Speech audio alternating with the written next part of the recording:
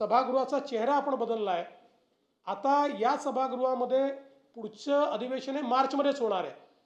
या दरम्यान या ठिकाणी योग्य सुरक्षा व्यवस्था उभी करून कुठलाही अभ्यागत येऊ द्या, बिना बिल्ल्याचा तो इथे दिसणार नाही। कारण असंही माझ्या लक्षात आलेलं आहे की अनेक लोक तुम्ही परवानगी दिलेली नाही, कोणी परवानगी दिली नाही तरी या ठिकाणी आतमध्ये आहेत।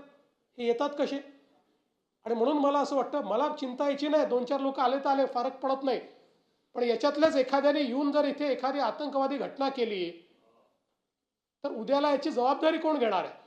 आणि म्हणून इथे सुरक्षा व्यवस्थेमध्ये बदल करून आत येणारा जो व्यक्ती असेल, जसं आमदारांना बिल्ला लावून यावा लागतो, आता ठीक आहे नाही लावला तरी ते ओळखतात, त्यामुळे त्यांचं रिकॉग्निशन आहे।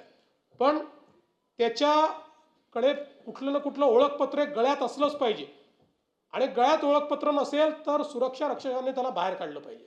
हे झाल्याशिवाय या ठिकाणी मला असं वाटतं की या गोष्टी आपण निश्चितपणे करू शकणार नाही।